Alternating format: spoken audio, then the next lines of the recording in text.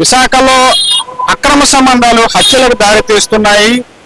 తాజాగా మధురవాడ శివశక్తినగర్ ప్రాంతానికి చెందిన రాజేశ్వరి అనే మహిళ ఎవరైతే అక్రమ సంబంధం పెట్టుకుందో తనను హతమార్చి ఇప్పటికీ నెల రోజులైనట్టుగా పోలీసులు చెప్తున్నారు. అయితే నెల రోజులు ఇంచుమించుగా 1వ తారీఖున జరిగినటువంటి ఈ ఘటన ఎంతవరకు కూడా బయటపడకుండా దాన్ని హత్యగా చిత్రీకరించి రూపుమాపే ప్రయత్నం అయితే చేయడం జరిగింది. పోలీసులు దీన్ని కనుక్కోవడానికి సరిగ్గా నెల రోజులు పట్టింది.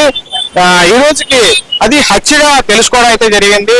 ప్రధానంగా ఎవరైతే ఉమాశంకర్ అనే వంట అంటే ఈ క్యాటరింగ్ చేసినటువంటి ఉమాశంకర్ కుకింగ్ చేసేవాడు, వంట మాస్టర్ గా ఉండేవాడు. అప్పుగూరు ప్రాంతానికి చెందినటువంటి ఉమాశంకర్ మధురవాడ శివశక్తి ప్రాంతానికి చెందినటువంటి రాజేశ్వరి తోటి 13 ఏళ్లుగా అక్రమ సంబంధం అయితే ఉన్నది. తనతోటి 13 ఏళ్లుగా గడుపుతున్నటువంటి ఈ అక్రమ సంబంధంతో పాటు రాజేశ్వరి ఇటీవల కాలంలో తేజ అనే వ్యక్తితోటి కనువుగా ఉంటుందని చెప్పేసి ఉమాశంకర్ అనుమానం పడడం అయితే జరిగింది. అనుమానంతో పాటు అనుమానాన్ని నివృత్తి చేసుకుని తరచూ గొడవ పడుతుండేవాడు. ఈ నేపథ్యంలో ఉమాశంకర్ తరచూ గొడవ పడుతున్న రాజేశ్వరి జీర్ణించుకోలేకపోయింది. ఎవరైతే రాజేశ్వరి నిందితురాలు ఉందో తన తమ్ముడైనటువంటి వాసు సపోర్ట్ తీసుకొని తేజ తో పాటు అంటే తేజ, వాసు, రాజేశ్వరి ముగ్గురు కలిసి ఎవరైతే మృతుడు ఉమాశంకర్ ఉన్నాడు ఉమాశంకర్ని ఇంటికి రప్పించుకోవడం అయితే జరిగింది. ఇంటికి రప్పించిన తరువాత అత్యంత దారుణంగా ముగ్గురు కలిసి ఉమాశంకర్ని హతమార్చడం అయితే జరిగింది.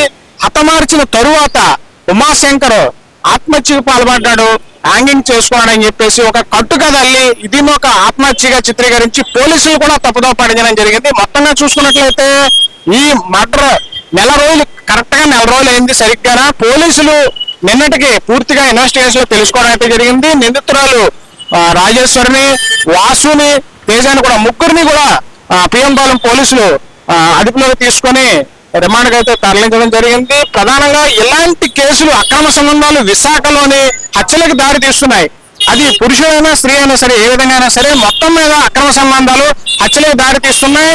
మనం నిన్న కాక మొన్న చూసినటువంటి గాజువాక మౌనిక ఘటన కూడా అంటే అది ఫస్ట్ ప్రేమ వ్యవహారంగా అడిగినప్పుడు కూడా వివాహం జరిగినటువంటి నేవీ ఎంప్లాయీ తోటి సంబంధం కనుక దాన్ని అక్రమ సంబంధం కానీ పలువురు వ్యాఖ్యానించడం అయితే జరుగుతుంది.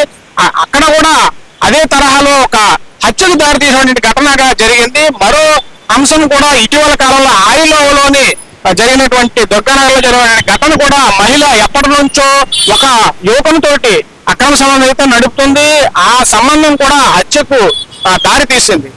ఈ 2 ఘటనలు కాకుండా ఈ రోజు జరిగినటువంటి మధురవాడ నెల రోజుల క్రితం జరిగినటువంటి ఈ రోజు బయటపడింది మధురవాడలో జరిగినటువంటి ఘటన కూడా ఇవన్నీ కూడా అక్రమ సంబంధాలే.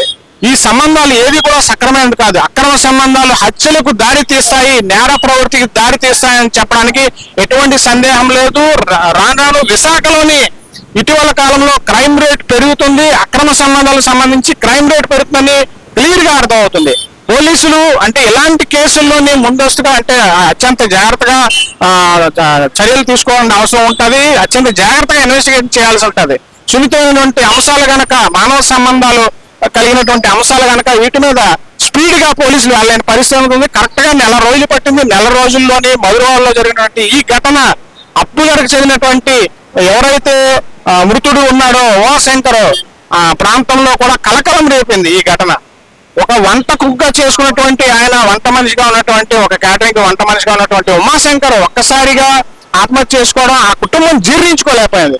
ఎవరైతే తన భార్య ఉందో పోలీసులు ఆశ్రయించింది. తన భర్త మృతిపై అనుమానం వ్యక్తం చేస్తూ నెల రోజులుగా పోలీసులను తను ఆశ్రయిస్తూ పదే ప్రాధాన్యపడగా నేటికి అది మర్డర్గా తేల్చి హత్యగా తేల్చి పోలీసులు ఎవరైతే నిందితులనో వారిని తేజ, వాసు, రాజేశ్వరి అనేటువంటి మహిళను కూడా ముగ్గురిని కూడా అదుపులో తీసుకొని అరెస్ట్ చేయడం జరిగింది.